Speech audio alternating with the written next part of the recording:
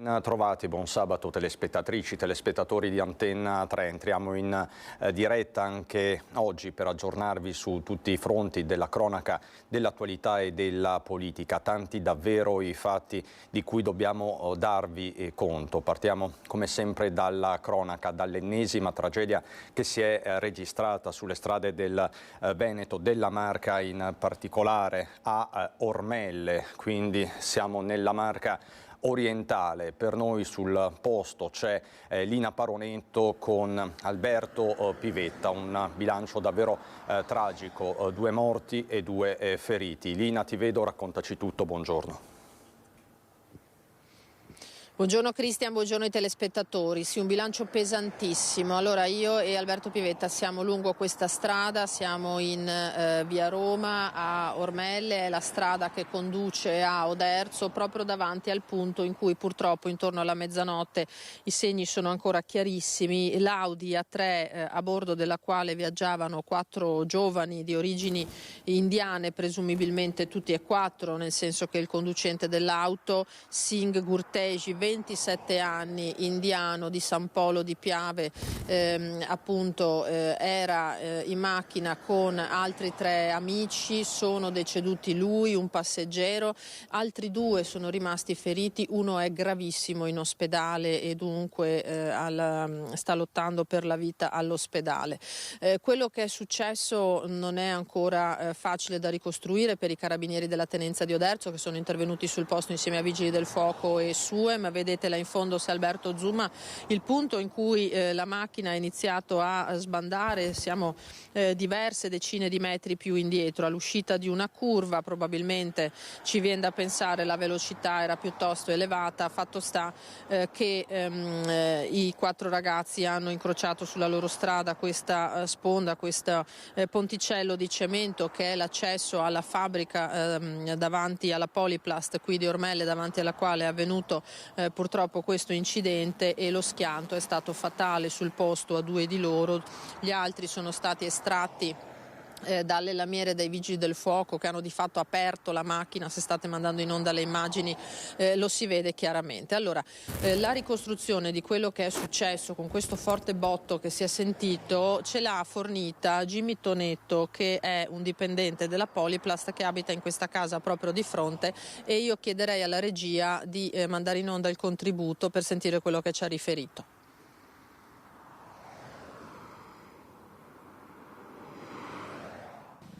Cosa ha visto ieri sera? No, ieri sera mi trovavo a guardare un film, poi ho sentito la botta e mi sono messo le scarpe, ho guardato dalla porta e ho visto che c'erano già i carabinieri, perché fatalità i carabinieri in quel momento stavano passando. Quindi mi sono messo il giubbotto e sono intervenuto per vedere se c'era bisogno di un aiuto, no? Ma i ragazzi erano incastrati dentro la macchina e i carabinieri hanno detto che era meglio aspettare l'arrivo dell'ambulanza, dei pompieri, no?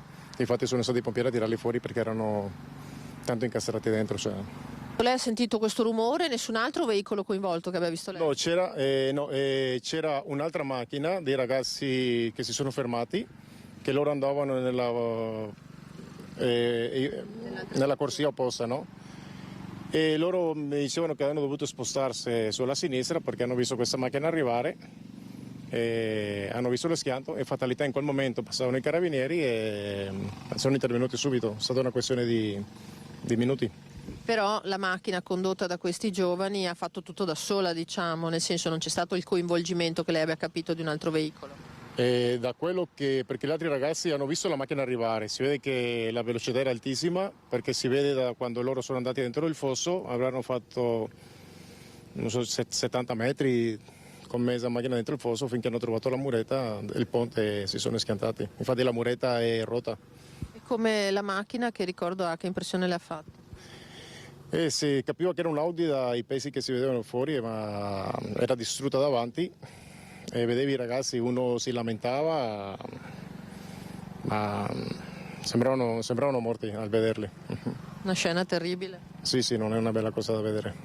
Senta, questa è una strada in cui capitano spesso incidenti? E qua corrono tantissimo in macchina, corrono tanto, sono successi parecchi incidenti su questa via, sì. Purtroppo corrono troppo. Lei è rimasto a vedere anche i soccorsi che sono arrivati? Sì, ho visto strarre i ragazzi e sono arrivati i pompieri, tante ambulanze. E al mattino dovevo lavorare, quindi a mezzanotte e mezza so che stanno estraendo il quarto ragazzo. Sono andato a dormire perché era tardi per me. Certo, e non ha idea da dove provenissero questi giovani? No, so che sono 4 ragazzi indiani, però non so se sono qua a Ormelle o verso della zona. No.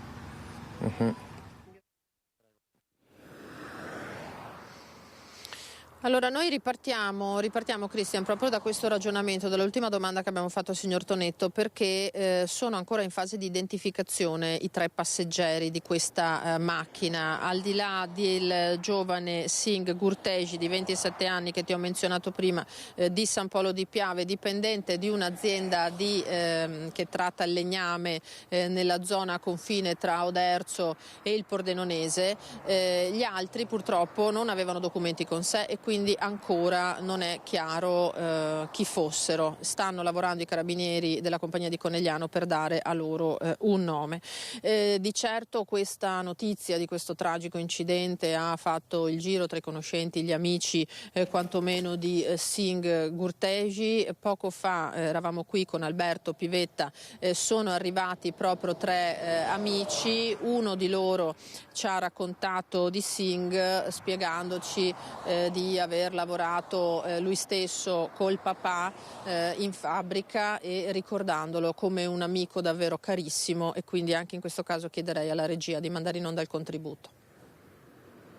Era proprio amico della pelle, proprio, perché da ieri non so come mai è andato fuori, perché mi sapevo stamattina alle 6 che succede questa cosa, mi ha chiamato mio amico e Sony, guarda, succede questa cosa.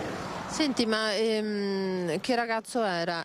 Tu parli di Singh, giusto? Gurtej, era proprio un amico di pelle, conosco da tanti anni.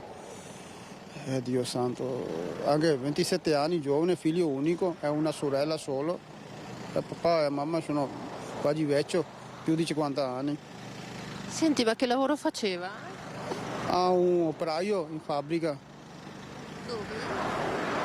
A Oderzo, sì, è Oderzo. E aveva lavorato anche con te allora? No, non ha lavorato con me, suo papà sì, ha lavorato con me. Dove?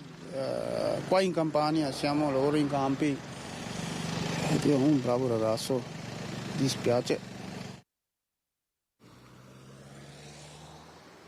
Allora Cristian, queste sono le testimonianze che abbiamo raccolto finora, tra poco saremo in grado di proporvi anche 2 parole con il vice sindaco di Ormelle, intanto ti restituiamo la linea. Ti ringrazio Lina, grazie davvero a te e Alberto Pivetta per la parte tecnica. Torneremo quindi a ricollegarci con Lina Paroneto nel corso di questa prima edizione. Fra poco tra l'altro andremo anche a Mestre, torneremo a occuparci della strage del bus e ancora a Padova. Abbiamo un collegamento aperto anche con Bassano del Grappa per parlarvi di sicurezza e degrado nell'area di San Lazzaro. Ma procediamo con la cronaca. Questa notte a Loria una famiglia è rimasta intossicata dal monossido di carbonio. Paura, minuti concitati, davvero concitati. In ospedale sono finiti madre, padre, 3 figli minorenni di origini ghanesi. All'origine del dramma il malfunzionamento della caldaia, sul posto i carabinieri e il SUEM che hanno ricoverato l'intera famiglia in camera iperbarica, ma vi posso dare un aggiornamento di questi minuti. Nessuno dei 5 componenti, questo nucleo familiare, sarebbe in pericolo di vita. Comunque si trovano in camera iperbarica per tutte le cure del caso. E un cacciatore in gravi condizioni dopo essersi ferito con la sua stessa arma. L'incidente è avvenuto questa mattina a Marcemigo, frazione del comune di Tregnano. Siamo in provincia di Verona, in Val di Lasi. L'uomo è stato soccorso dai sanitari del SUEM 118 e trasportato in codice rosso con l'elicottero a Verona, all'ospedale di Borgo Trento. La dinamica dell'incidente è al vaglio dei carabinieri, quindi incidente di caccia questa mattina nel comune di Tregnano, nel veronese. Fra pochissimo torneremo a parlare di caccia e di armi, c'è molta cronaca a proposito, ma lo vedo collegato, non so se mi sente il nostro Filippo Fois. Eccolo, Filippo Fois, torniamo a occuparci della strage del bus di Mestre perché l'inchiesta prosegue senza soluzione di continuità e adesso si indaga anche sui ritardi del restauro della cavalcavia. Ti vedo accanto Renato Boraso. Filippo, buongiorno a te e Sandro Ponchio. Buongiorno Cristian, sì, accanto a me c'è Renato Boraso, assessore alla mobilità del Comune di Venezia, che ringraziamo per la sua disponibilità, e in effetti c'è questo nuovo filone di cui si parla che indaga sui presunti ritardi dal momento in cui la Giunta del Comune di Venezia ha deliberato i lavori di messa in sicurezza della cavalcavia nel 2018, al fatto poi che il cantiere è stato aperto qualche mese fa sostanzialmente. Cosa è successo in questi 5 anni? Abbiamo spiegato in maniera dettagliata quello che è la realtà di una progettazione che rispecchia il codice degli appalti. Come ho sempre ben spiegato, siamo partiti dal monitoraggio, da mettere i primi fondi nel 2018, a effettuare il primo studio di fattibilità tecnico-economica acquisito in giunta, e poi devi fare il definitivo, e poi devi tornare in giunta, e poi devi fare un esecutivo. E l'esecutivo ti dà la quantificazione esatta di quelli che sono i fondi necessari. Cioè, alla fine, dopo la vicenda Morandi, su questo cavalcavia, abbiamo fatto un computo di 6,5 milioni di euro. Rinforzo dei piloni, cambio dei giunti, rinforzo di quella banchina stradale dove è crollato il bus, perché poi può poter mettere il nuovo guardrail a norma, perché tu non puoi attaccare un guardrail di nuova generazione se non hai una struttura rinforzata. Da quando si è partiti nel 2018 poi si è arricchito di nuovi interventi che dovevano essere fatti, alla fine poi la burocrazia chiaramente allunga un po' i tempi. Ma un progetto complicato e complesso, quando arrivi l'esecutivo poi vai in gara, chi vince deve attendere almeno 30 giorni perché poi le seconde imprese possono farti anche ricorso. Questi sono i tempi ordinari. Io penso, lo dico con tutta onestà, non voglio offendere nessuno, ma se avesse seguito i tempi ordinari il Ponte Morandi oggi sarebbe solo le fondazioni. Questa è la verità. In questo paese non è giusto che per un'opera di messa in sicurezza, come era questo caso, noi abbiamo ben capito che bisognava mettere in sicurezza questo cavalcavia, si debba passare tutto questo tempo e non si possa agire se non con un commissario. Ma perché dobbiamo avere in questo paese un commissario per i disastri, per le cose? Adesso cito la vicenda dell'Acqua Granda 2019, se non era nominato il sindaco commissario le famiglie starebbero ancora aspettando i rimborsi dopo 4 anni, questa è la verità. Allora io dico, lancio da questa emittente e che ringrazio, un progetto solo e subito in gara sulle messe in sicurezza, su ciò che è, chiamiamolo necessario, di emergenza. Per carità, abbiamo tanti senatori, tanti deputati, ministri, io lancio un appello e continuerò a scrivere ai senatori, continuerò a scrivere ai deputati, perché forse questa esperienza, questa vicenda tragica, purtroppo di una tragedia immensa, ci insegna anche che sui temi della sicurezza o arriva un commissario, che non è la cosa normale, oppure diamoci un'indicazione, un progetto e si va in gara. Ecco, perché effettivamente il commissario viene detto commissario straordinario, ma oramai diventa ordinario, anche perché ce n'è bisogno anche per lavori che dovrebbero essere di ordinaria amministrazione, come la sicurezza. Si parlava anche dei fondi che erano stati stanziati all'epoca, poi che cosa è successo? Noi, ovviamente siamo partiti da 1 milione di euro. E poi, dopo il crollo del Ponte Morandi, io domando chi era l'amministrazione che senza scienza e coscienza non andava a vedersi i piloni di cavalcavia. Noi abbiamo visto che c'erano degli stacchi sui punti di rinforzo, e quindi questo è un progetto che certo ha limitato i costi, ma perché abbiamo messo tutte le cose per mettere in sicurezza, compreso i piloni, gli interventi sul sostegno dei piloni. Certo, un intervento importante, 6 milioni e mezzo in corso, il nostro rammarico è grande perché il lavoro era in corso, c'è stato un Covid, questo purtroppo è uno dei tanti temi, abbiamo avuto anche 2 anni e mezzo di Covid, per carità, valuterà la procura, io continuo a difendere il lavoro dei nostri uffici comunali, poi la procura valuterà il da farsi, però noi ci abbiamo messo di tutto e di più per arrivare alla conclusione. In altri pochi mesi questo incidente non sarebbe probabilmente mai successo. Bene, ringraziamo l'assessore Renato Boraso. Diciamo che da Venezia quindi parte anche questo invito alla nostra classe politica. Nei casi di manutenzione bisognerebbe snellire un po' le procedure, anche perché sappiamo tutti i problemi che ci sono a diverse infrastrutture, non solo in Veneto ma in tutta Italia, che avrebbero bisogno di una messa a punto molto urgente. Grazie nuovamente. E buon San Martino a tutti. Buon San Martino a tutti, oggi a Venezia festeggiamo San Martino, quindi anche un augurio ai nostri telespettatori. A te la linea, Cristian. Grazie Filippo Fois con Sandro Ponchio, grazie anche all'assessore Renato Boraso.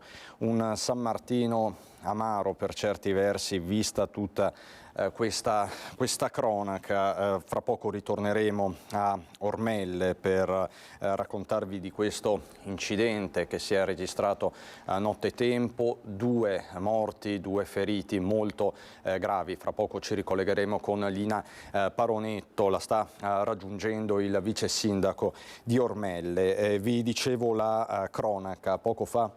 Vi ho dato conto di un incidente di caccia che si è registrato questa mattina nel Veronese, nel comune di Tregnano. Un uomo, un cacciatore che si è ferito con il proprio fucile in maniera molto grave, si trova all'ospedale di Borgo Trento. E dal Veronese andiamo nell'Alta Padovana per parlare di bracconaggio. Rischia pene molto severe il bracconiere scoperto dai carabinieri del nucleo forestale a Grantorto. Quindi siamo appunto nell'Alta Padovana. Aveva installato delle reti da uccellagione di oltre 300 metri quadri e aveva catturato e ingabbiato esemplari di volatili selvatici protetti, animali che in questo periodo stanno attraversando le Alpi per migrare verso il Nord Africa. Guai per un 50enne di Grantorto scoperto in flagranza di reato e denunciato da parte dei carabinieri del nucleo forestale. Gli uomini dell'Arma, durante i consueti controlli venatori e antibracconaggio in corso in questo periodo, insospettiti da canti d'uccello particolarmente intensi e anomali, hanno scoperto le reti installate dal 50enne dell'Alta Padovana. Non solo questo, perché oltre alla rete l'uomo aveva posizionato ben 7 richiami elettroacustici. Da successivi controlli nell'abitazione dell'uomo sono stati rinvenuti nei congelatori 100 volatili, tra cui anche alcune specie protette. Il materiale è stato sequestrato e ora l'uomo dovrà rispondere di furto aggravato di fauna selvatica, la cui pena prevede la reclusione da 1 a 6 anni. Licenza di caccia decaduta per Gianni Zonin a seguito della condanna in appello. La prefettura ha disposto il sequestro di tutte le armi e le munizioni nelle tenute dell'ex presidente della Banca Popolare di Vicenza. Un vero e proprio arsenale da caccia è stato sequestrato a Gianni Zonin, l'ex presidente della Banca Popolare di Vicenza, condannato a 3 anni e 11 mesi di reclusione l'ottobre dello scorso anno dalla Corte di Appello di Venezia. L'interdizione dai pubblici uffici per 5 anni ha fatto decadere uno dei requisiti per mantenere il porto d'armi e la licenza di caccia. Per questo la Prefettura di Vicenza ha disposto il sequestro di fucili e munizioni nelle diverse residenze di Zonin, non solo in città ma anche a Montebello, Brindisi, Siracusa, Udine e Grosseto, anche perché non potessero essere commessi abusi. Al termine delle operazioni sono stati perciò sequestrati 12 doppiette, 5 carabine, 4 fucili, 4 pistole e un grande quantitativo di munizioni. Il questore di Vicenza inoltre avrebbe negato il rinnovo del passaporto all'ex numero 1 di BPV, impedendo di fatto la possibilità di espatrio nei paesi extracomunitari. Il prossimo 14 dicembre inizierà l'ultimo atto del maxi processo in Corte di Cassazione. Rimaniamo nel Vicentino, andiamo nel Bassanese per raccontarvi di una donna di 94 anni che è riuscita a sventare una truffa. Ha avuto la prontezza di riflessi di chiamare subito i carabinieri perché quella telefonata era troppo strana. È riuscita così a sventare una truffa. Protagonista una 94enne residente a Bassano del Grappa. La donna ha ricevuto un'insolita chiamata da un numero sconosciuto sul suo telefono fisso di casa da parte di un sedicente carabiniere. Nel corso della conversazione il finto militare le ha comunicato che il figlio aveva provocato un grave incidente stradale e serviva che venissero versate diverse migliaia di euro per la sua tutela legale e per risarcire le lesioni che avrebbe provocato nel sinistro. L'anziana, dopo una prima esitazione, si è resa conto di essere vittima di un tentativo di truffa perché questo modus operandi dei malviventi era stato ampiamente illustrato proprio dai carabinieri durante le campagne di informazione sul territorio. La 94enne ha quindi chiamato subito il figlio e il 112, sventando la truffa e permettendo agli uomini dell'Arma l'attivazione di un dispositivo al fine di tutelare la vittima ed evitare che altre persone fragili finiscano nella rete di questi individui senza scrupoli. È stato celebrato alle 10 in cattedrale il funerale di Monsignor Paolo Magnani, vescovo emerito di Treviso. La celebrazione è stata presieduta da Monsignor Francesco Moraglia, patriarca di Venezia e presidente della Conferenza Episcopale Triveneta. Poi la tumulazione della salma nel sepolcro dei vescovi. Quelle che vedete sono le immagini realizzate dal nostro Lucio Zanato. Nei giorni scorsi la salma di Monsignor Magnani è stata esposta nella chiesa degli Oblati in Viale Fratelli Bandiera fino a ieri sera. Lo hanno visitato in tanti, sacerdoti, religiosi e fedeli. Questa mattina la salma è stata trasferita in cattedrale dove è stata accolta alle 8:15 dai sacerdoti del capitolo. Qui è stato celebrato l'ufficio dei defunti con la preghiera delle lodi. Il vescovo di Treviso Michele Tomasi con un comunicato già inizio settimana aveva invitato la comunità trevigiana, la comunità dei fedeli a pregare per il defunto vescovo Paolo. Questa sera con Lucio Zanato vi racconteremo questo momento molto toccante per i fedeli trevigiani. Ritorniamo nel Padovano, dove c'è profondo lutto, profondo cordoglio per la morte a soli 46 anni di Claudio Casotto, del dottor Claudio Casotto, colpito da tumore. Su YouTube e sui social aveva raccontato la sua battaglia contro il cancro. Vi ringrazio tutti, un caro abbraccio, spero di vedervi presto fuori da qui per un nuovo video magari immersi nella natura come quell'ultimi dopo gli ultimi ricoveri. Ecco, ciao a tutti. Risale a una settimana fa l'ultimo video di Claudio Casotto, medico, marito e papà dal 2018, da quando era stato colpito da un tumore. Raccontava la sua malattia sul web, dove aveva creato una vera e propria comunità, io e il mio amico cancro.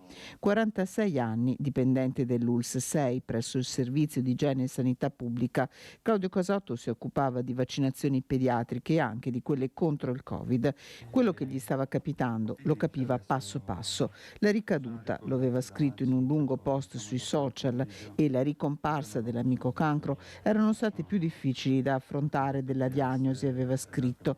La scorsa estate, queste le sue parole dopo l'ennesimo ricovero. Come vedete, non sono più in ospedale, sono stato dimesso 5 giorni fa e sono venuto subito in montagna dove c'erano i miei bambini e mia moglie e passo la convalescenza adesso qua su ed è tutta un'altra vita. Alla famiglia si stringe tutta la sua comunità e tutta l'ULSS 6, con i colleghi che lo ricordano come un galantuomo, un uomo generoso, buono, disponibile, un grande lavoratore e un grande papà.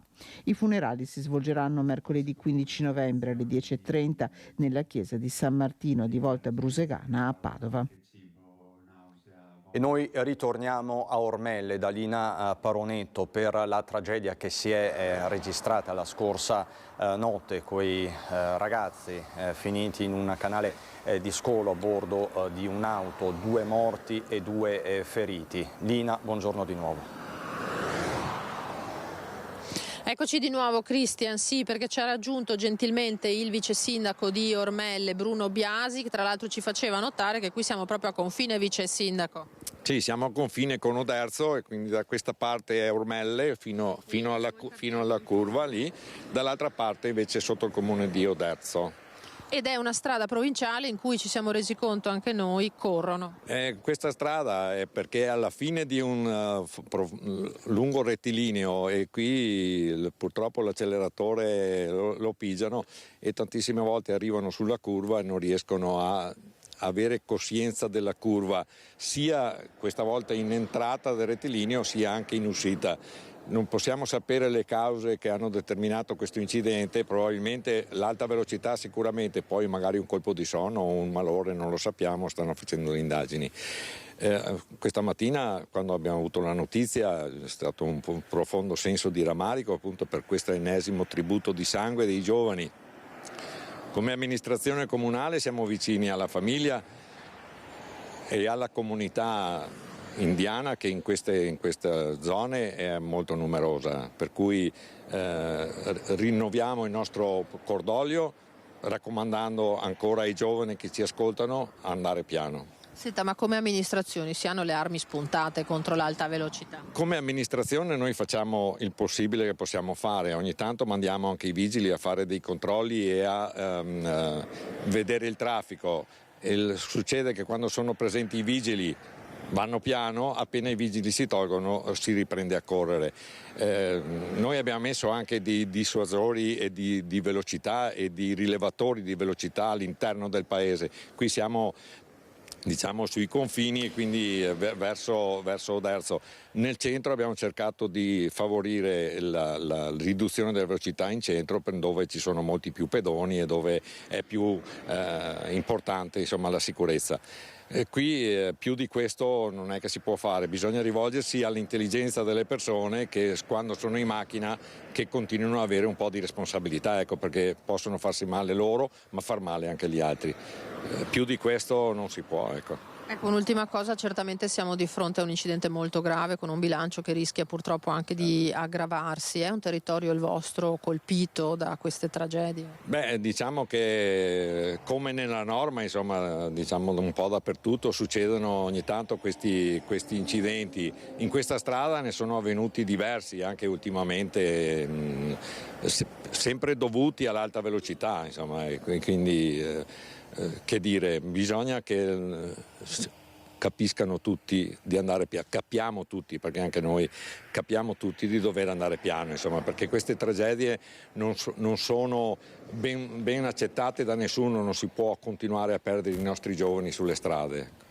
Grazie al vice sindaco Bruno Biasi, è un appello, Cristian, che abbiamo fatto e facciamo ogni volta, ci proviamo anche noi a fare la nostra parte, però è sempre complicato purtroppo entrare nella mente degli altri. È rivolto in particolare ai giovani perché anche in questo caso è davvero, come diceva il vice sindaco, un tributo di sangue che va oltre ogni immaginazione. Io e Alberto Pivetta qui da Ormelle, ringraziando nuovamente il vice sindaco Biasi, restituiamo la linea allo studio. Grazie davvero Lina, te e Alberto, dici bene, è un messaggio, quello ai giovani e non solo, che lanciamo costantemente, ribadiamo, però appunto il tema della sicurezza stradale è molto molto complesso e non ci sono solo, ahimè, ai noi gli incidenti stradali, una vera e propria piaga, ma anche gli incidenti sul lavoro. L'ultimo in ordine di tempo, Hassan Bonifacio, è morto dopo alcune ore di ricovero in ospedale a Verona il 47enne artigiano di Monteforte d'Alpone Antonio Brandiele, nuova vittima del lavoro in Veneto e nella sempre più martoriata provincia scaligera. L'uomo è precipitato da quasi 6 metri in una cantiera a San Bonifacio, dove è in costruzione un centro direzionale e commerciale. Stando alla ricostruzione di Carabinieri e Spisal, il 47enne e un suo collaboratore erano arrivati per misurare le dimensioni di alcune bocche di lupo sul lato del capannone, per le quali avrebbero dovuto realizzare le griglie di protezione. Per Per cause da accertare, Brandiele è precipitato proprio da una delle bocche di lupo che sono poste al piano rialzato, impattando violentemente al suolo. L'allarme l'ha dato immediatamente il collega. Le condizioni dell'artigiano, 47 anni, erano apparse subito gravissime. Stabilizzato, è stato trasportato in ospedale, dove è spirato nella tarda serata di ieri. Incidenti sul lavoro, dicevamo, un vero e proprio fenomeno. Ci sono dei dati che parlano davvero da soli, come quelli che sono stati messi in fila dalla CGIL di Treviso. Il dato nella Marca è praticamente raddoppiato, più che raddoppiato in solo un anno. Noi di rincorrere questo problema ci siamo un po' stancati, noi vorremmo risolverlo questo problema, perché ricordo a tutti che al di là dei numeri e delle statistiche stiamo parlando di persone, di lavoratori e lavoratrici che sono uscite la mattina e non sono tornate a casa la sera. Questo è. Se non colpisce questo, io sinceramente rimango allibito. Andrea Toffoli aveva 48 anni quando la sua vita si è fermata, il suo corpo travolto dalla sponda di un camion. Era il 30 settembre 2023. Marco Bettolini di anni ne aveva 46, era il 14 settembre quando è morto annegato nel tentativo di salvare un collega in difficoltà per aver inalato i gas della cisterna. Ci sono le battaglie di mogli e mariti per avere giustizia e poi le denunce tantissime dei lavoratori. I dati sono quelli dell'INAIL. A settembre abbiamo già superato il numero dei morti che abbiamo avuto sul luogo di lavoro, in occasione di lavoro, in tutto il 2022. Quindi il problema è significativo, anche perché Treviso, in qualche modo, questo territorio scala le classifiche, le peggiori classifiche scalabili in questo caso. Già 10 morti in quest'ultimo anno, lo scorso anno erano stati 4, impennata anche nelle denunce di infortuni passate da 89 a 153. Abbiamo avuto un aumento di oltre il 70% degli infortuni denunciati e quindi gestiti dal patronato Inca di Treviso per i lavoratori che si sono rivolti nelle nostre sedi e un importante aumento anche delle denunce di malattie professionali. Tra le malattie professionali più denunciate, il 77,8% sono malattie al sistema osteomuscolare. Treviso è stato il primo patronato ad ottenere il riconoscimento di un infortunio sul lavoro ad un lavoratore in smart working, una donna scivolata dalle scale mentre era al telefono per lavoro con cellulare aziendale. Nella Marca operano 18 ispettori Spisa a fronte di un fabbisogno di almeno 32. Un segno, questi numeri, rileva il segretario del sindacato Mauro Visentin, della consapevolezza dei lavoratori dei loro diritti, anche quelli della salute. Non è il quadro del 100%, è il quadro di chi ha questa consapevolezza e se questa consapevolezza cresce ci dà anche la possibilità di capire dove intervenire per migliorare anche le competenze, per migliorare anche le modalità in cui come dire, si sta nei posti di lavoro. Questa è la piaga degli incidenti sul lavoro. Fra poco ci collegheremo anche con Padova, con la nostra Chiara Gaiani, si sta preparando con Federico Cibotto. Ma andiamo avanti con la cronaca, sempre dal padovano. Blatte, nel laboratorio di pasticceria i carabinieri del NAS sospendono l'attività di un noto locale dell'Arcella. Blatte nel laboratorio di pasticceria, umidità diffusa nei locali, incrostazioni delle pareti del soffitto del magazzino del deposito alimenti. Sono queste le condizioni che si sono trovate davanti agli occhi i carabinieri del NAS in un locale dell'Arcella a Padova durante un servizio di controllo eseguito in tutta la provincia. Il laboratorio di pasticceria è stato sospeso fino al ripristino delle condizioni richieste. Al locale è stata elevata una multa di 3.000 euro. Problemi sono stati riscontrati anche in una pizzeria in zona ospedale, sanzionata con 1.000 euro di multa. 1.000 euro di multa anche per un supermercato della zona dei Colli Euganei. Violento alterco in un bar in zona stazione a Treviso, 2 marocchini sono venuti alle mani creando una situazione ad altissima tensione. Successo quasi alle 10 e mezza, che hanno dato i bicchieri, tagliato qua fino là, ho visto la sangue stamattina, che hanno fatto i bicchieri con tutti e 2 hanno marocchini. E c'era quindi del sangue per terra? Sì. C'è anche là e tutta questo corridoio fino alla stazione sotto. Una lunga scia di sangue, solo in parte ancora visibile, è il risultato dell'ennesima scena da Far West che si è consumata in zona stazione a Treviso. Non sono nemmeno le 10 di sera quando all'interno del barotto, tra via Dandolo e via San Marco, scoppia un alterco tra due quarantenni marocchini, uno residente nel Padovano, l'altro di Montebelluna.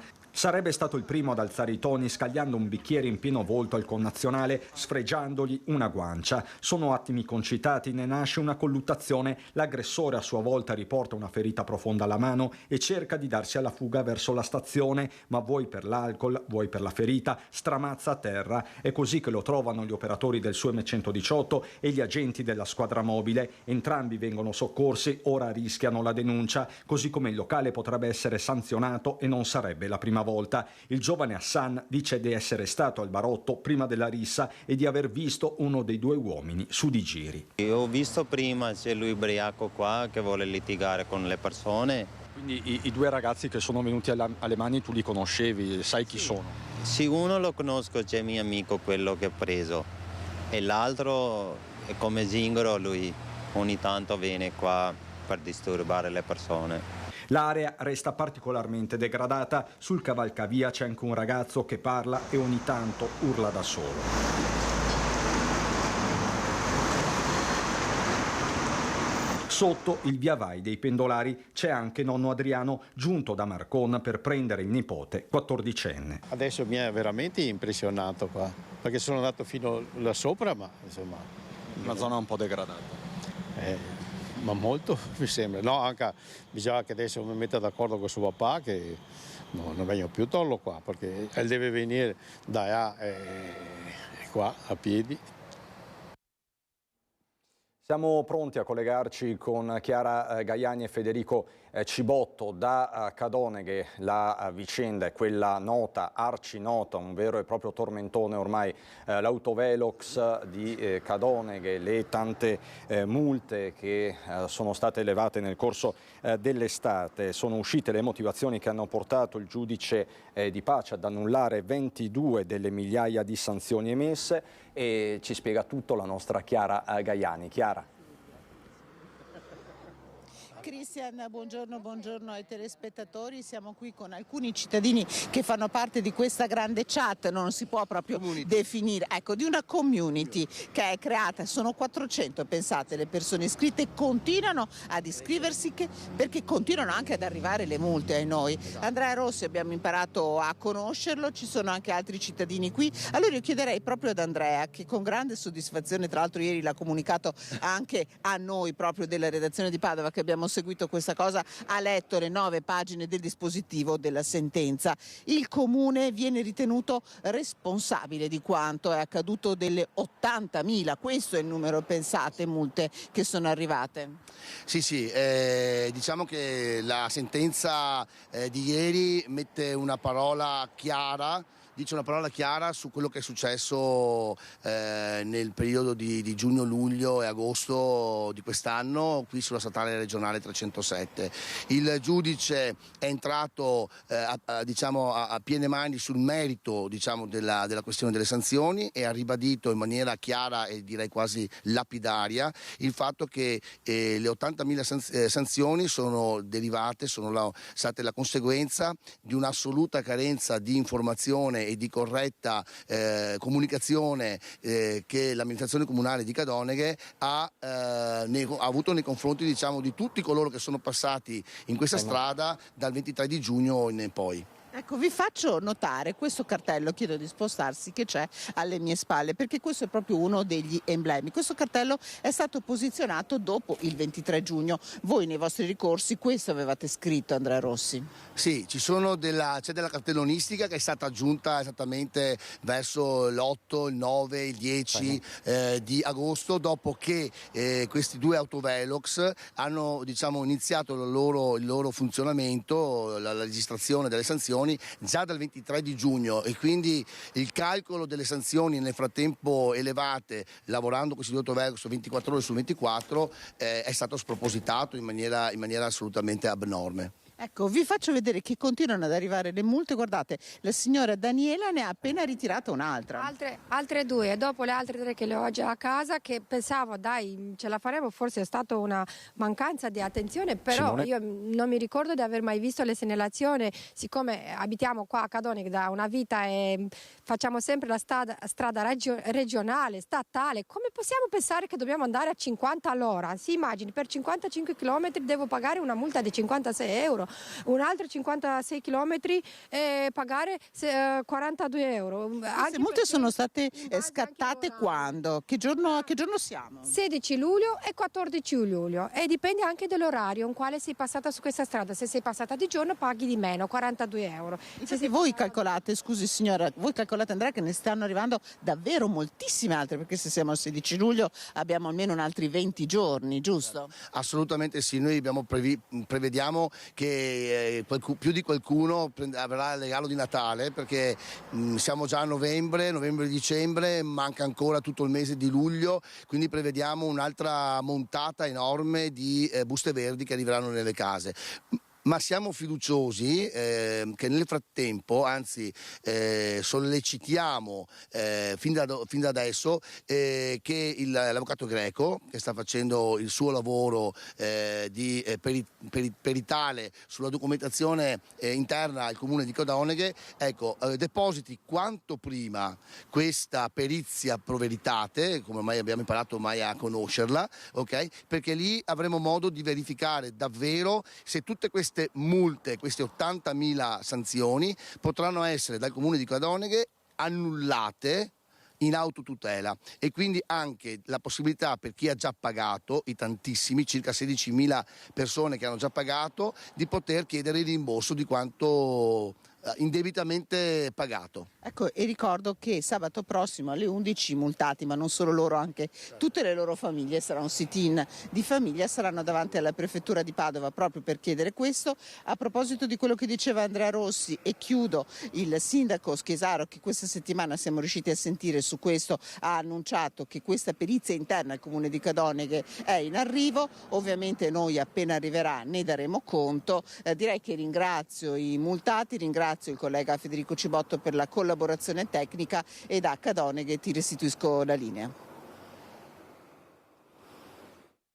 Federico, abbiamo capito che non finisce qui e noi ritorniamo a parlare di sicurezza, lotta al degrado a Mestre, nella laguna di Venezia, Venezia città, dal centro storico lagunare alla terraferma mestrina, la complessità della sicurezza a Venezia, nelle parole del questore Gaetano Bonaccorso, che ha visitato la nostra redazione di Marghera, incontrando anche il direttore di Media Nord-Est Luigi Baccialli. Queste le parole del questore.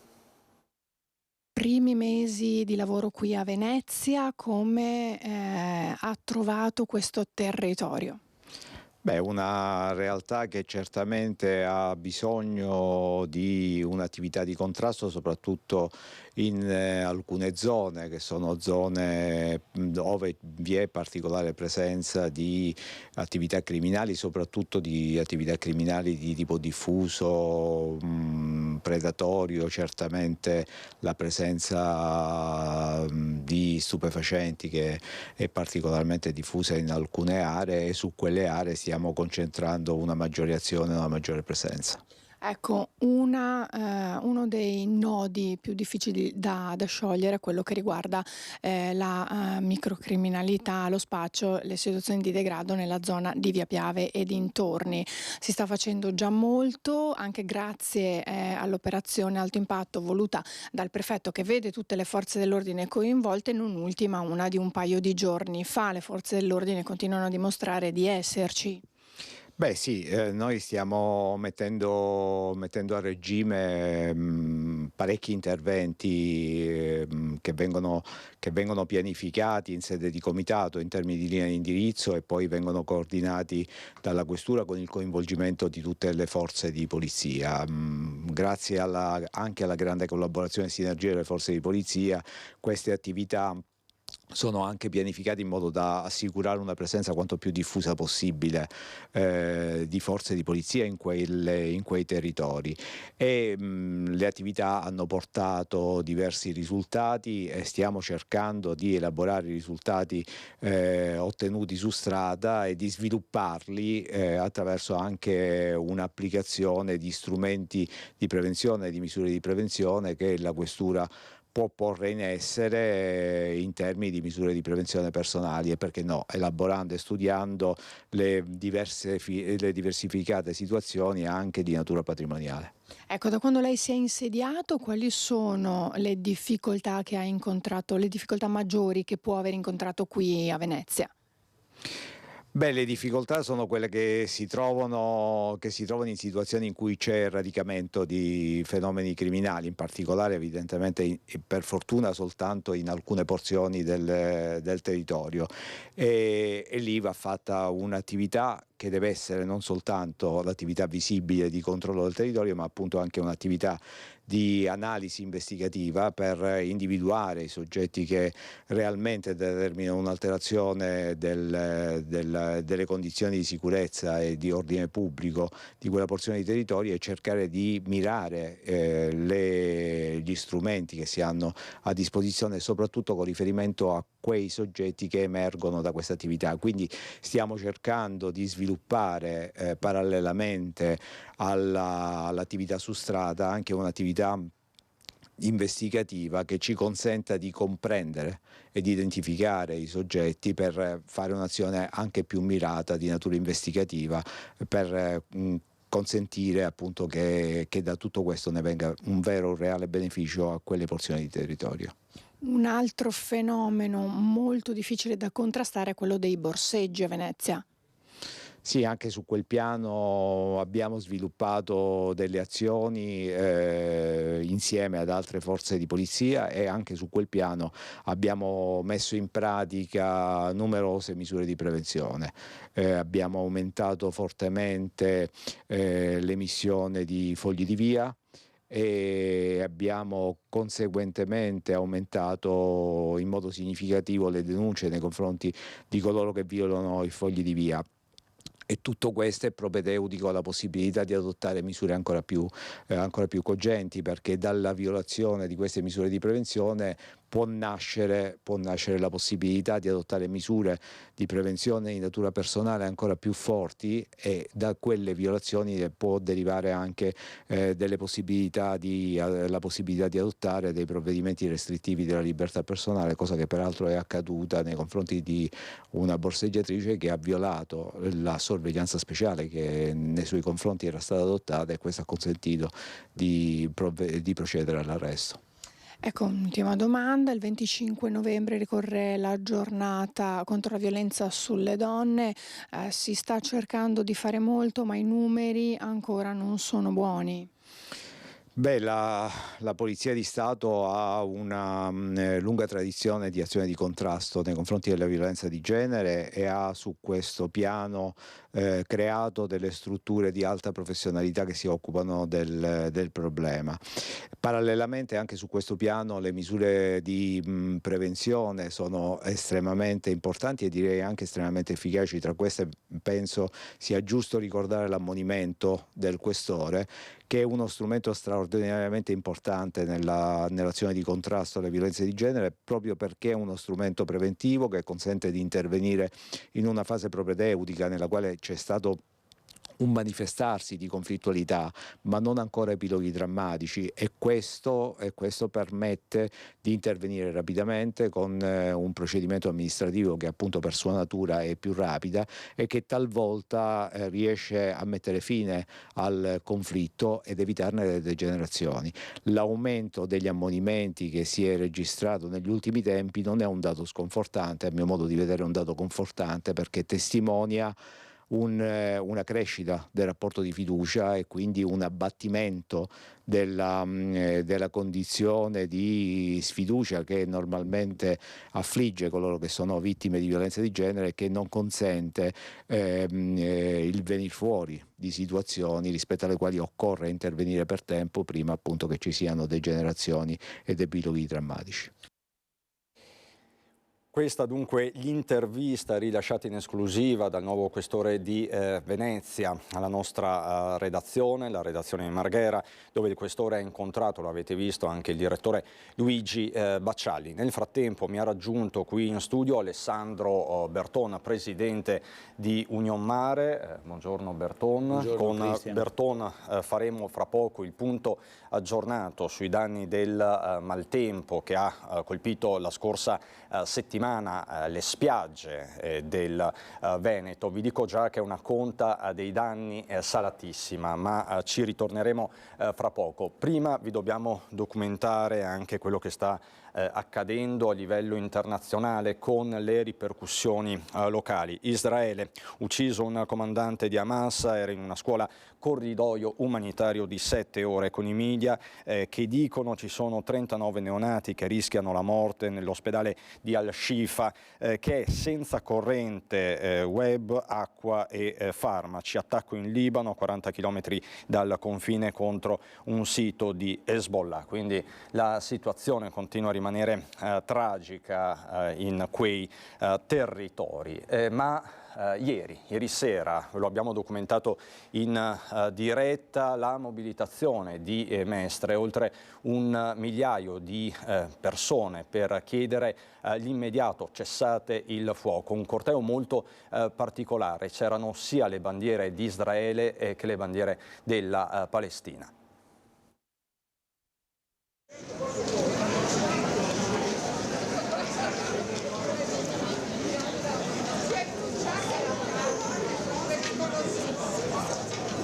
Mi pare che sia una cosa talmente importante che non esserci sarebbe veramente una pecca.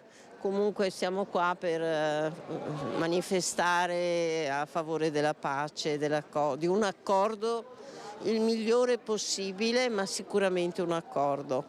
E si aspettava tutta questa partecipazione? Speravo perché se non ci si muove quando succedono queste cose, quando ci dobbiamo muovere? Io credo che da subito ci debba essere il cessate il fuoco. Non può andare avanti né questa carneficina che sta succedendo a Gaza, e quello che è successo, quello che ha fatto Hamas ovviamente è un orrore, ma altrettanto orrore quello che sta succedendo a Gaza.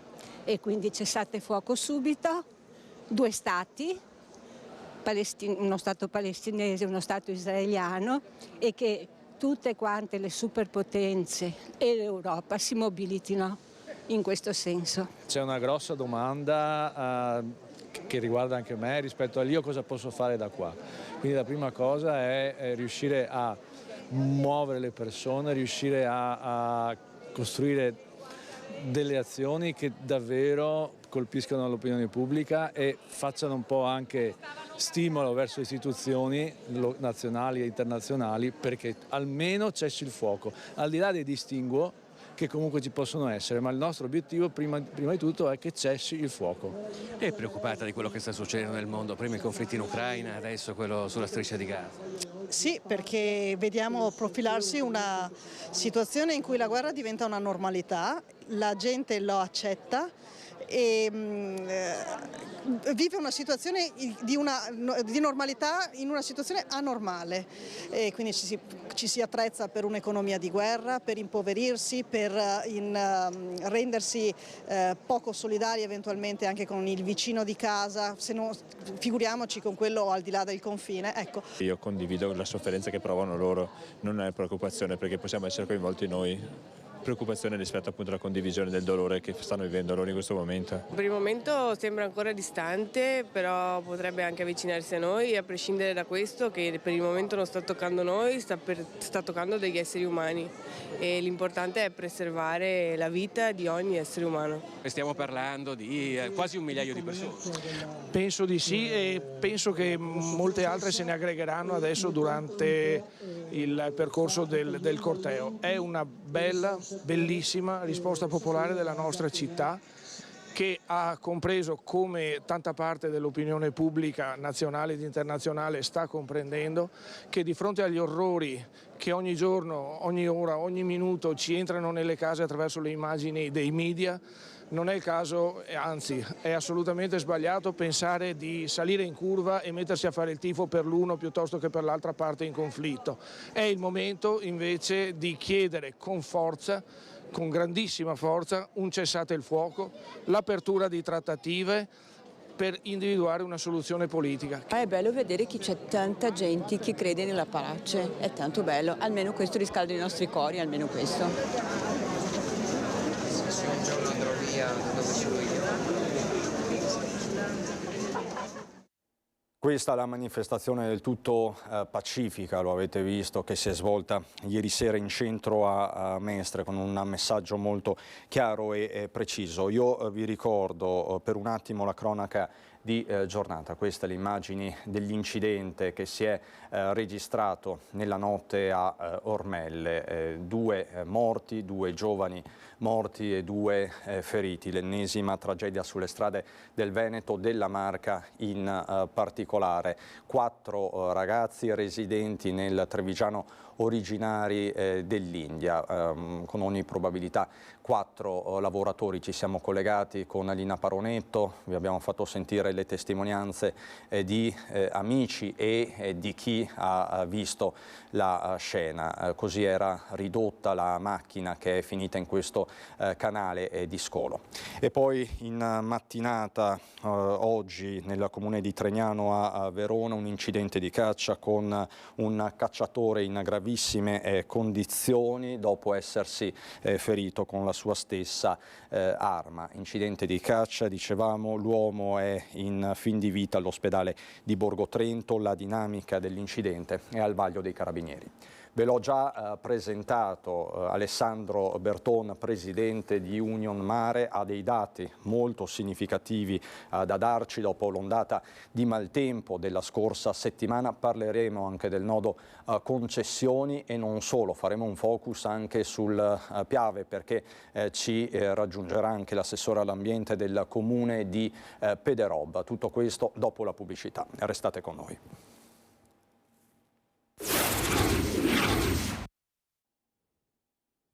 Di nuovo in diretta per questa prima edizione, sabato 11 novembre, fra poco ritorneremo sulla cronaca e su tutti gli aggiornamenti. Prima però prendiamoci un po' di tempo per fare il punto dei danni causati dal maltempo della scorsa settimana.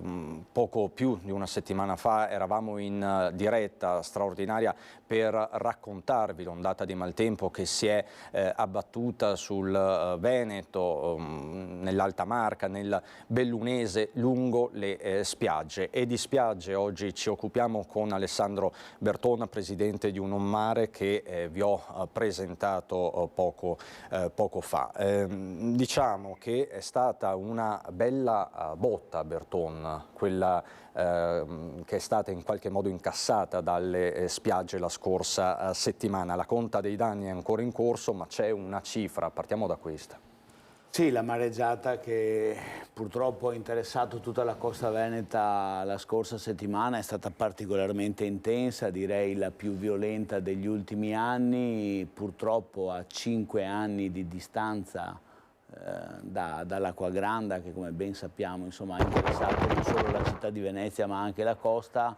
Siamo ancora qui a parlare di questo annoso problema, come possiamo vedere dalle immagini insomma, c'è stato un grande impatto dal punto di vista erosivo, la conta dei danni è tuttora in corso, i dati sono molto fluidi. Qualche giorno fa abbiamo comunicato alla Regione del Veneto dei dati ufficiali raccolti dalle varie delegazioni della costa, sulla quale il governatore Zaia ha poi fatto un comunicato ufficiale. Siamo a circa 10 milioni, è un dato ovviamente in continua evoluzione, abbiamo avuto purtroppo molti danni alle attività, molti danni alle spiagge in termini di materiale eroso e quindi di capitale sabbioso eroso, e con la necessità poi di provvedere insomma, al ripristino in funzione della prossima stagione, e soprattutto sono in corso le operazioni di pulizia e di ripristino per portare in sicurezza la grande quantità di materiale spiaggiato che si è arenata sulle nostre spiagge e renderle quindi comunque fruibili per il periodo invernale, insomma le tante persone che continuano a passeggiare e a utilizzare questa possibilità per i loro weekend, diciamo, all'aria aperta. Perché si continua ad andare al mare? Ma sì, il clima comunque lo ha consentito, abbiamo avuto a Jesolo, come un po' in tutte le spiagge del Veneto, un ottimo mese di ottobre e questo da un certo punto di vista ha consentito anche in maniera indiretta di allungare un pochino il periodo della stagione. Purtroppo proprio nel weekend scorso e in maniera, come dire, simbolica, a 5 anni di distanza dall'Acqua Granda e proprio nello stesso weekend abbiamo avuto questo fenomeno molto importante che ha colpito tutta la costa, ma che poi si è concentrato in maniera particolare in quelli che sono le zone nevralgiche, quindi la pineta di Jesolo, la zona di Eraclea, Isola Verde, a Chioggia, Bibbione, che è stata una località molto colpita, insomma, e quindi come si possono vedere anche dalle immagini, le lavorazioni sono tuttora in corso. Gli operatori come sempre hanno risposto alla chiamata degli enti locali, su tutte le località è partita un'azione sinergica per mettere in sicurezza e ripristinare le spiagge.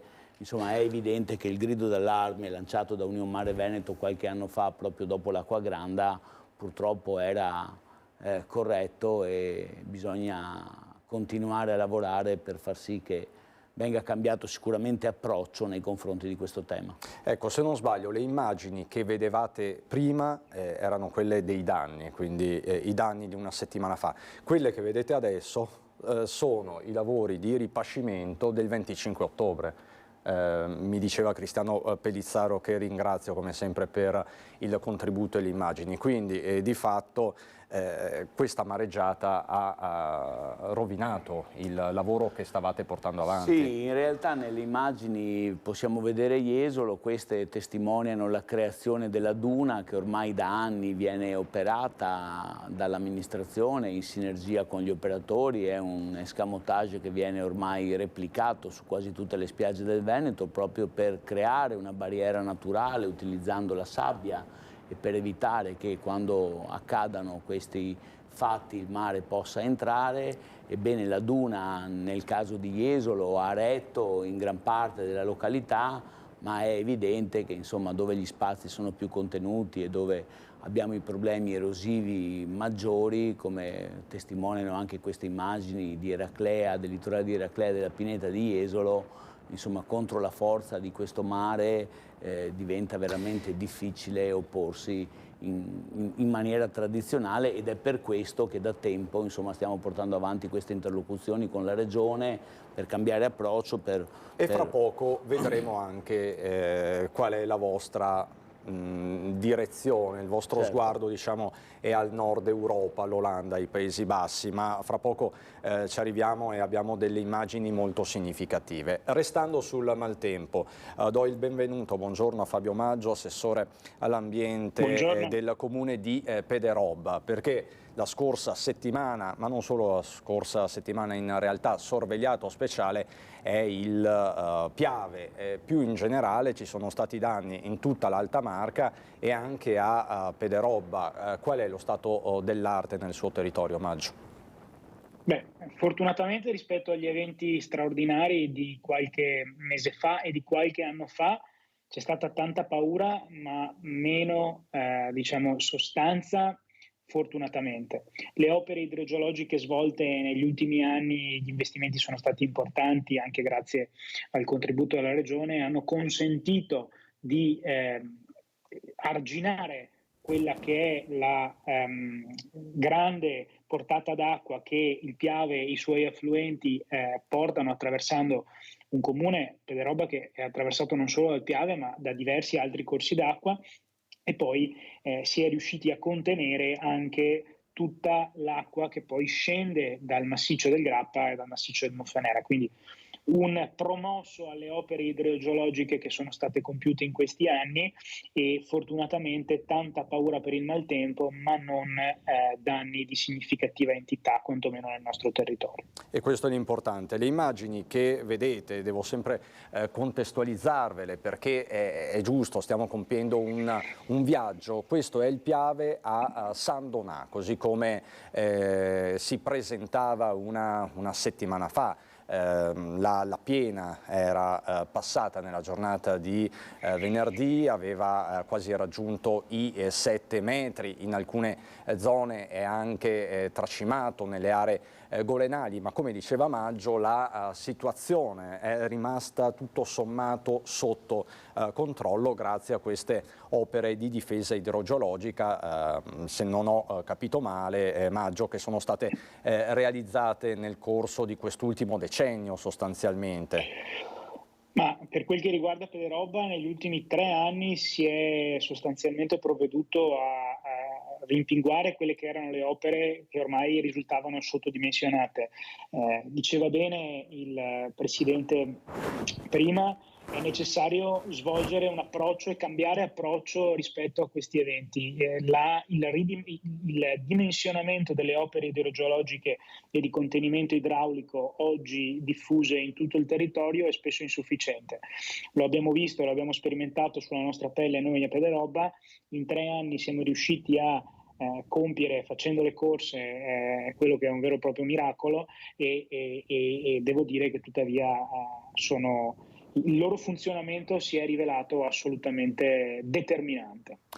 Determinante, e un intervento determinante vuole anche Union Mare per le proprie spiagge. Per questo, Bertono, voi guardate al nord Europa, guardate all'Olanda. Noi abbiamo delle immagini molto significative che prego la regia sempre puntuale di Simone Merlo con Marco Gagliazzo di mandare in onda. Perché guardate all'Olanda? Che cosa sta accadendo in Olanda? Ecco le immagini. Allora, intanto mi lasci dire che quanto abbiamo visto poc'anzi con il problema dei fiumi è direttamente collegato anche ai litorali, perché quando si parla di ripristino e di smaltimento del materiale spiaggiato, ebbene è chiaro che è molta anche la portata che da Piave, Tagliamento, Sile poi si riversa anche sulle nostre spiagge. E quindi il cambio di approccio fondamentalmente consiste proprio in questo: cominciare a comprendere che la difesa della costa deve essere fatta non solo per rispondere a delle evidenti e logiche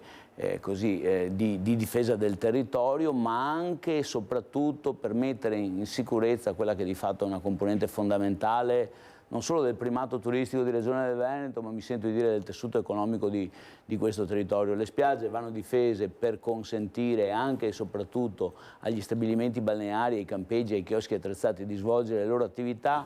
Senza spiagge non esiste fenomeno turistico, verrebbe a mancare la prima industria di questo territorio. Noi ci siamo rivolti agli olandesi proprio a margine dei tristi fatti dell'Acqua Granda, perché in Olanda c'è una lunga tradizione di studio, di analisi delle correnti, degli interventi.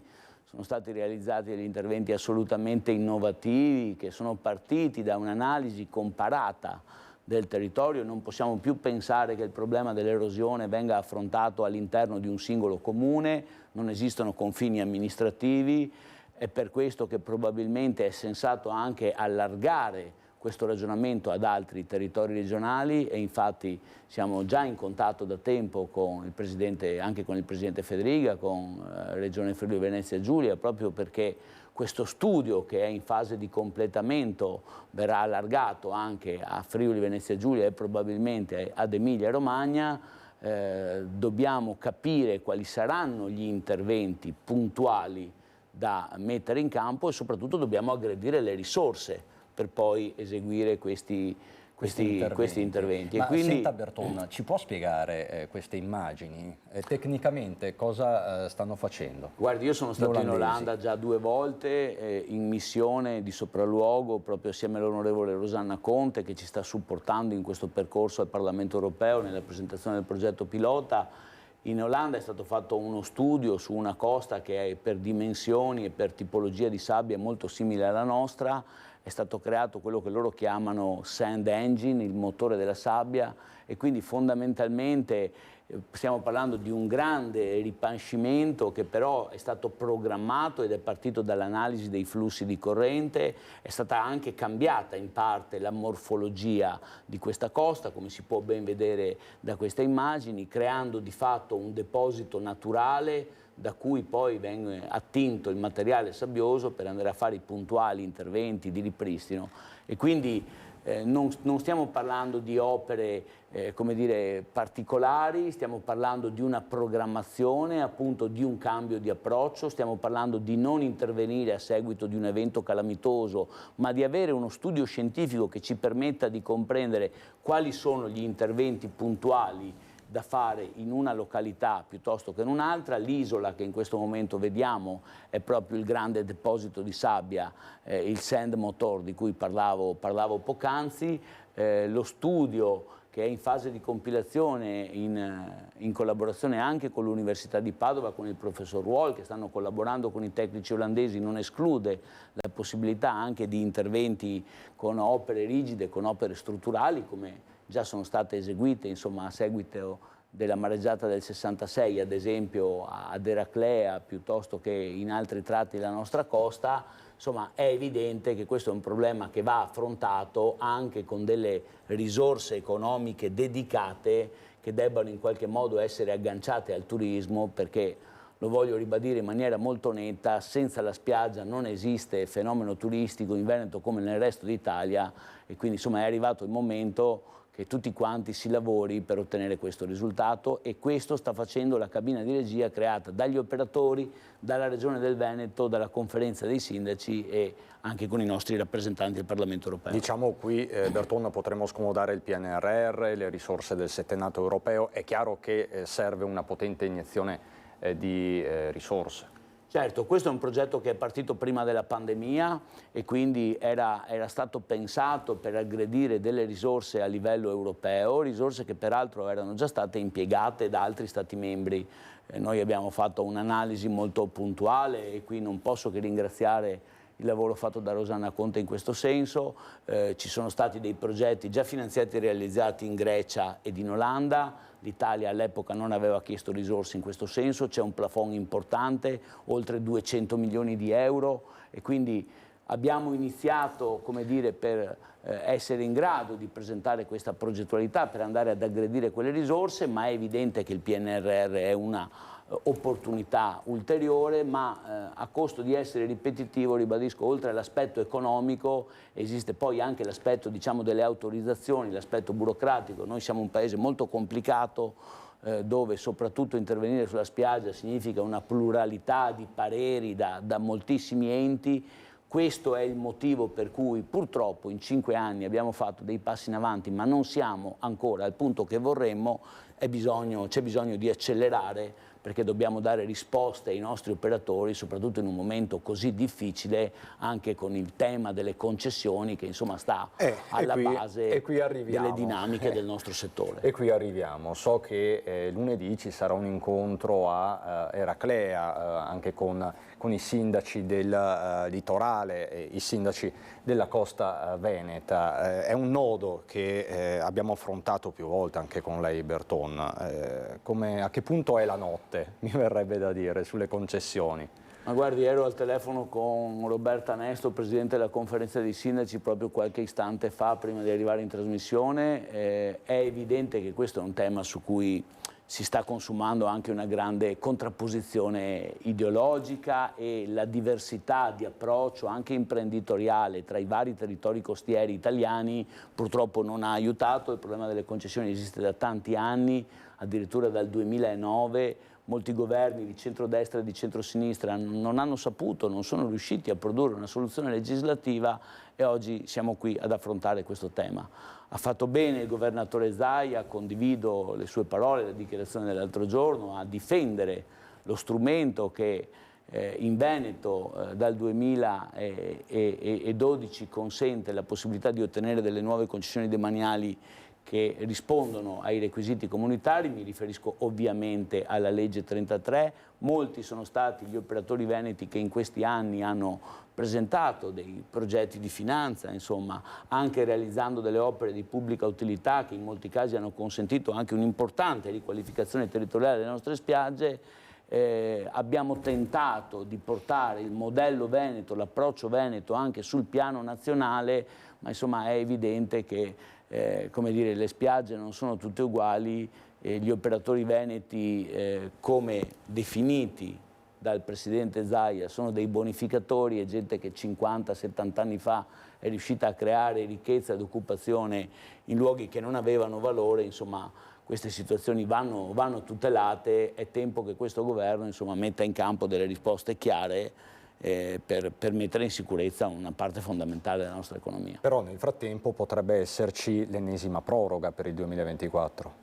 Sì, in realtà questa è una cosa di cui si discute da molto, insomma, è già stata inserita addirittura nel decreto mille proroghe dello scorso anno, varato dal governo. Su questo poi si sono consumate, insomma, delle contrapposizioni anche dal punto di vista giuridico, e siamo in ostaggio dei tribunali amministrativi. Agli imprenditori dobbiamo dare risposte certe e soprattutto dobbiamo mettere in condizione chi ha sempre investito e ha continuato ad aumentare il livello qualitativo della propria offerta di poter programmare l'attività anche per il futuro. E Fabio Maggio la interpello sia come avvocato che come esponente di Forza Italia su questo punto specifico delle concessioni. È una storia ormai infinita. Che cosa deve fare l'esecutivo Meloni? Beh, guardi, è una storia che ormai ci trasciniamo da più di un decennio. Faccio riferimento a quello che diceva prima il Presidente. Molti governi hanno perso tempo e non hanno saputo offrire un quadro di chiarezza anche agli organi europei affinché si potesse trovare una soluzione condivisa. Ricordo che Forza Italia, attraverso l'ex ministro Brunetta, fece una proposta di sdemanializzazione con proposte di diritti di opzione che premiavano coloro che fino ad oggi hanno investito i bonificatori a cui si faceva riferimento prima. Bene, quella proposta giace ancora in Parlamento senza la possibilità di essere stata discussa. Quindi le soluzioni c'erano, si potevano trovare e oggi, come al solito, non ragionando con la logica della programmazione ma con la logica dell'emergenza, si rischia di fare diciamo un'altra toppa ad una situazione che oggettivamente non offre certezza del diritto a chi investe in uno dei settori strategici del nostro paese, della nostra regione. Ricordiamo che il Veneto in modo particolare ha un indotto turistico tra i principali a livello nazionale. Quindi lo diciamo sempre. Opportuno. E a proposito, Maggio, scusi se le interrompo, di certezza del diritto, fra poco ci occuperemo anche del caso della sentenza copia e incolla di Vicenza. Io prima di andare in pubblicità però vorrei segnalarvi questa notizia. Non so se possiamo mettere in onda, Simone, questa pagina di Forbes, che è una delle riviste economiche più prestigiose a livello internazionale. Chi sono i 100 manager e imprenditori selezionati da Forbes nel 2023 per l'Italia? Ci sono 100 nomi, ve ne dico alcuni. C'è Pier Silvio Berlusconi, Alessandro Bernini, vado per ordine alfabetico, Carlo Bertelli, Alessandro Berton, presidente e fondatore di Bilido e presidente di Union Mare Veneto. Complimenti, Berton. Grazie, mi ha preso un po' in contropiede.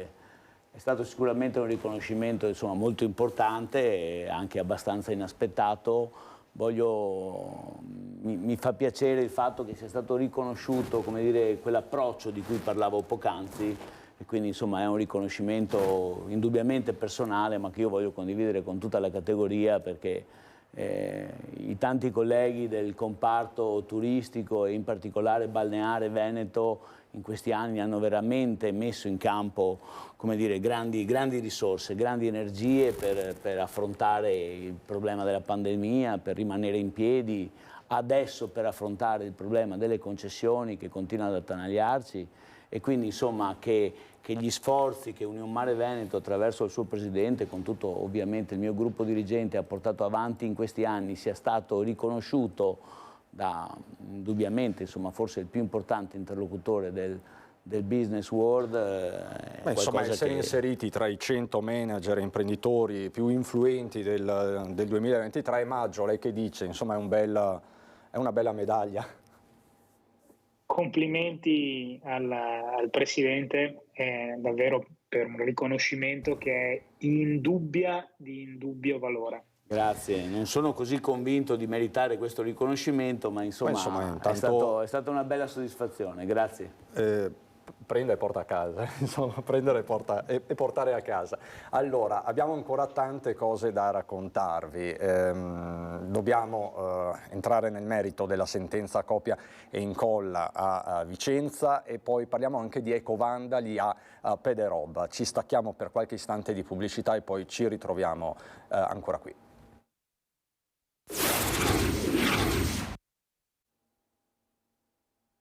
Di nuovo in onda per questa prima edizione di sabato 11 novembre, è rimasto con me Alessandro Bertona, presidente di Union Mare, resta collegato Fabio Maggio. C'è un caso, un vero e proprio caso anche nazionale, ordinanza di custodia cautelare annullata a Venezia perché considerata non adeguatamente motivata. Il Tribunale di sorveglianza ha rimesso in libertà 10 indagati nigeriani arrestati a settembre per una presunta associazione a delinquere finalizzata al traffico di droga, ma tutto questo è diventato un caso, vediamo perché. Colpo di scena, 10 nigeriani indagati per traffico di droga rimessi in libertà dal Tribunale di sorveglianza di Venezia.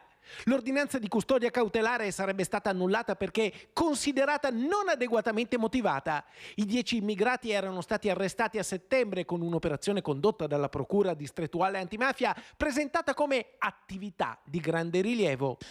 Questa è la prima attività che viene fatta dalla distrettuale a Vicenza, è un'attività di grande rilievo. L'operazione era stata illustrata dal procuratore di Venezia, Bruno Cherchi, che ne aveva spiegato l'importanza. L'indagine della direzione antimafia di Venezia era stata portata a termine dai carabinieri di Vicenza, una vasta operazione condotta da 320 militari con cui era stata sgominata quella che gli inquirenti consideravano la principale organizzazione criminale a Vicenza, specializzata nello spaccio di eroina e cocaina soprattutto a Campomarzo. L'accusa era di associazione a delinquere finalizzata al traffico di sostanze stupefacenti. Ma i legali degli imputati hanno presentato ricorso al riesame, ottenendo dopo poche settimane il ritorno in libertà dei 10 indagati. Adesso sono state depositate le motivazioni del provvedimento di annullamento dell'ordinanza di custodia cautelare impugnato. Nelle motivazioni si leggerebbe che a fronte di un massiccio utilizzo della tecnica del cosiddetto copia e incolla non sono riscontrabili passaggi motivazionali che consentano di ritenere eseguita un'effettiva disamina degli elementi probatori e del valore indiziario eventualmente attribuibili agli stessi. Nelle motivazioni inoltre verrebbe sottolineato che nonostante il consistente numero di indagati sarebbe stata adottata dal GIP una motivazione unitaria invece di esporre in maniera individualizzante le ragioni della sussistenza dell'esigenza della special preventiva. Gli arresti erano avvenuti nella maxi retata di settembre. Un paio di settimane dopo, 10 dei 29 arrestati sono tornati liberi. Ora c'è la motivazione.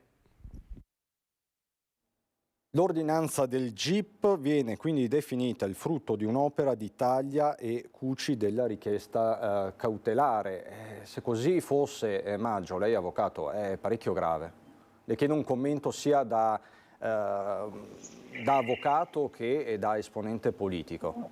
Guardi, anzitutto da avvocato e da esponente politico è bene preliminarmente dire che lo stato della giustizia italiana dipende da tantissimi fattori. Lo stato comatoso della giustizia italiana dipende da tantissimi fattori e non è certo la magistratura in sé per sé considerata il problema. Ci sono tantissimi magistrati di grandissima competenza, soprattutto in Veneto, ci sono professionisti di una dirigenza e di una competenza incredibile.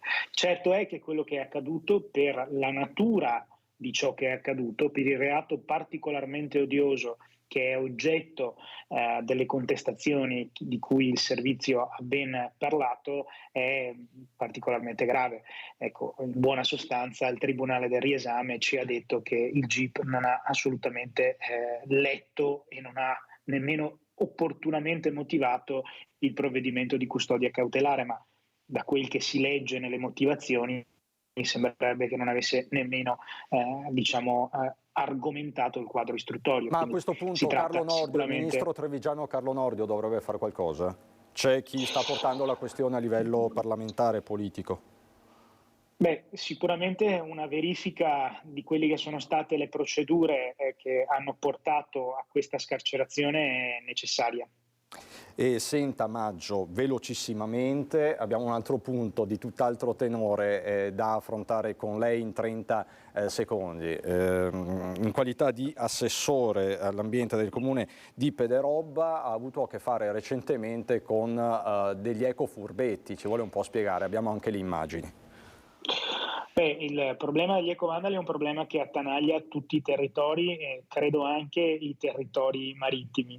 È un problema che come amministrazione abbiamo voluto gestire fin da subito con un grande coordinamento con il Consorzio Priula e Contarine, che sono gli enti che si occupano appunto della sorveglianza e dello smaltimento dei rifiuti, ma lo abbiamo voluto fare anche grazie all'impegno diretto dell'amministrazione, che ha promosso un'iniziativa che è il numero verde ambiente, che consente ai cittadini di segnalare gli sversamenti ma anche gli ecovandali. È proprio grazie a una di queste segnalazioni e anche grazie al potenziamento della videosorveglianza e dell'utilizzo delle fototrappole che siamo riusciti a beccare, lasciatemi usare questo termine, l'ecofurbo che ha operato questo sversamento, che è stato appunto sanzionato con una sanzione di 1.200 euro e pagherà anche lo smaltimento e le operazioni di ripristino dell'area. Grazie Maggio, grazie anche per lo spirito di sintesi. Fabio Maggio, assessore all'ambiente del comune di Pederobba, avvocato, esponente di Forza Italia. Grazie ancora ad Alessandro Berton, presidente di Union Mare, e complimenti ancora per questo importante riconoscimento da parte della rivista Forbes. Lo ricordiamo, uno dei più influenti imprenditori e manager del 2023 a livello italiano, insomma nell'elenco lo avete visto insieme a Pier Silvio Berlusconi e tanti altri, quindi insomma c'è di che andarne fieri. Grazie Alessandro Berton. In ultimissima battuta vi ricordo la cronaca di giornata, quell'incidente terribile che si è registrato nella nottata a Ormelle, costato la vita a due giovani residenti nel Trevigiano, indiani d'origine. Altri due sono gravi, sono ricoverati gravi all'ospedale. E ancora l'incidente di caccia che si è registrato questa mattina in provincia di Verona, un cacciatore che è rimasto ferito dalla sua stessa arma, è gravissimo, in gravi condizioni all'ospedale di Borgo Trento. Noi rientriamo in diretta alle 18:30 con l'edizione regionale, 19 Venezia, 19:30 Treviso con Belluno. Subito dopo il meteo andrà in onda il film I Cacciatori, un grande classico della cinematografia, e ringrazio ovviamente Simone Merlo e Marco Gagliazzo per la parte tecnica. Ringrazio tutti voi per la cortese attenzione. Ci rivediamo alle 18:30.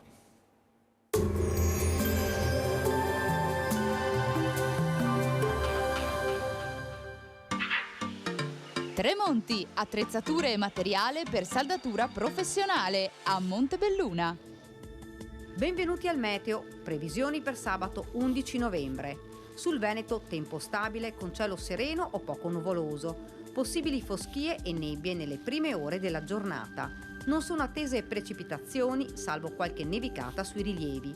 Temperature minime tra i 3 e i 7 gradi, massime stazionarie sugli 11-14 gradi. Sul Friuli Venezia Giulia giornata caratterizzata da cielo poco nuvoloso o variabile. Possibili peggioramenti a partire dal pomeriggio con qualche locale rovescio anche a carattere temporalesco.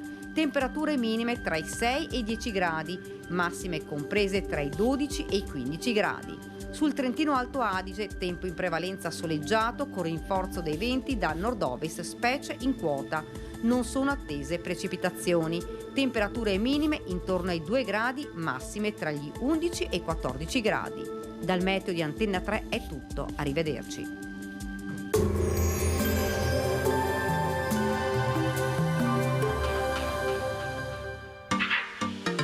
Tremonti, attrezzature e materiale per saldatura professionale a Montebelluna.